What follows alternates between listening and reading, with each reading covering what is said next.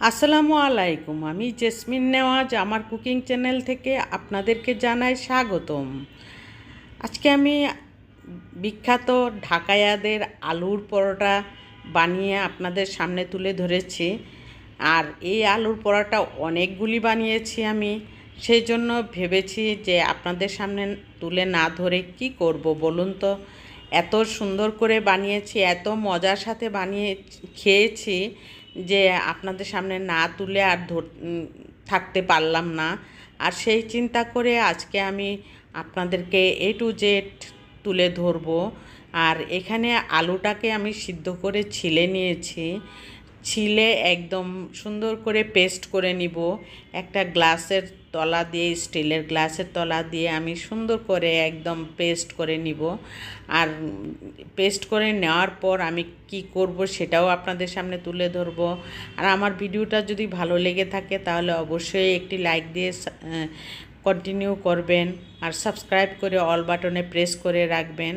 আর ভালো লাগলে ছোট্ট একটা কমেন্ট করে যাবেন। এখানে আমি পেঁয়াজটাকে ভাজা ভাজা করে নিলাম আগে, আর তারপর আমি দিয়ে দিলাম আলুর পেস্টগুলি। একদম ভালো করে ভেজে নিতে হবে শুধু লবণ দিয়ে। তারপরে যা দেওয়া দরকার আমি আস্তে আস্তে করে দিব, নামানোর আগেই দিব। কিন্তু আলুটা ভেজে নিলে আলুর পুরটা পরোটার মধ্যে এত টেস্ট হয়, যা আপনারা যদি খেয়ে থাকেন তাহলে বুঝতে পারবেন এর স্বাদ কতটুকু। আর এই আলুর পরোটা বানানোর সিস্টেমটা আমি পুরোটা আমি আজকে আপনাদের সামনে তুলে ধরব। আর এই আলুর ভাজাটা কিন্তু মনের মতো করে ভাজতে হবে। মনের মতো করে ভাজতে হলে কিন্তু একটু সময় নিয়ে ভাজতে হয়। আর সময় নিয়ে ভাজতে হলে তখন এটার স্বাদ ঠিক পারফেক্ট একটা স্বাদ চলে আসবে। আর তেল পরিমাণে কম দিতে হয়, কারণ তেল পরিমাণে আলুর মধ্যে যদি বেশি দেওয়া হয় তাহলে আলুর পরোটার মধ্যে তেল একদম বেশি হয়ে যাবে, তখন আর ভালো লাগবে না। সেই জন্য আলুর পুরটা বানানোর সময় তেলটা একটু কম দিতে হয়। আর এখানে আমি ভাজার সময় প্রায় শেষ হয়ে আসছে, আমি অনেকক্ষণ লাগিয়ে আমি কিন্তু ভেজে নিলাম। ভিডিওটা আমি ফাস্ট করে দিয়েছিলাম। ভাজতে ভাজতে অনেকক্ষণ ভেজে একদম একটু লালচে আকার ধারণ করবে, তখনই আমি এখানে লাল মরিচের ভাজা লাল মরিচ আমি গুঁড়া করে রেখেছি, ওই গুঁড়াটা দিয়ে দিলাম।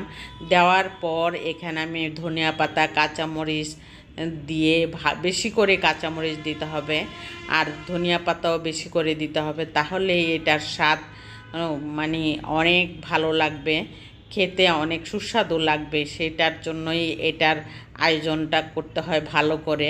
আর এই আয়োজনের জন্যই কিন্তু আমার হাজব্যান্ড আলুর পরোটা খাওয়ার নামটা করলেই ধনিয়া পাতা কাঁচামরিচ আছে নাকি বাসায় সেটা জিজ্ঞেস করে।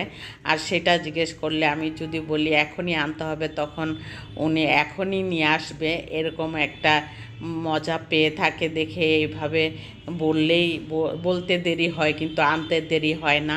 সেজন্য আমি এইভাবে আলুর পরোটার মশলাটা আমি এভাবে করে নিলাম, করে আমি একটা বাটিতে উঠিয়ে নিলাম যাতে আমার সহজ হয় বানানোর সিস্টেমটা। আর ময়দাটা আমি আগেই গুলিয়ে রেখেছিলাম। ময়দার পরোটাটা বানালে বেশি মজা হয়, এটা আটা দিয়ে মজা হবে না, ময়দা দিয়েই এটার স্বাদটা পাওয়া যায়, আসল স্বাদ। আর দেখুন আমি কীভাবে হাতের মধ্যে নিয়ে আমি একটু গর্ত করে নিয়ে তারপরে আমি বেশি করে আলুটা দিয়ে দিই। বেশি করে আলুটা দিলে একদম খুব আলুর পুরের মশলাটা বেশি থাকলে খাওয়ার সময় অনেক মজা করে খাওয়া যায়। আর এই আলুর পুরটা আমি কয়েকটা রুটি বানাবো, মনে করেন আমি 7 থেকে 8টা রুটি বানাবো। এই 8টা রুটির উপরে ভিতরে আমি এই পুরটা সম্পূর্ণটা দিয়ে দিব। এখানে প্রায় 1 কেজি আলুর মতো হবে, 1 কেজি আলুর থেকেও একটু কম হতে পারে, কিন্তু অনেকগুলি আলু আমি সিদ্ধ করে নিয়েছিলাম। সেই জন্য আমি এখানে আলুর পুরটা কিভাবে দিচ্ছি সেটা আপনাদের সামনে তুলে ধরবো। আলুর পুর দেওয়ার পর এই যে এইভাবে একটু সাইড দিয়ে হাত দিয়ে বড় করে নিলে কিন্তু আলুর পুরটা মাঝখানে থেকে যাবে। আর যদি আমি আলুর পুরটা দেওয়ার পর যদি আমি সাথে সাথে আমি বানানো শুরু করে দিই তাহলে কিন্তু আলুর পুরটা সাইড থেকে বের হয়ে যাবে, আর বের হয়ে গেলে কিন্তু মাঝখানে কোনো আলুই থাকবে না। সেই জন্যই আলুর পুরটা দেওয়ার পর সাইড থেকে আপনি বড় করে নিতে হবে। বড় করে নেওয়ার পর তারপরে রুটি বেলুন দিয়ে প্রেস করে নিতে হবে। প্রেস করলে রুটি পরোটাটা ঠিক মতে হবে।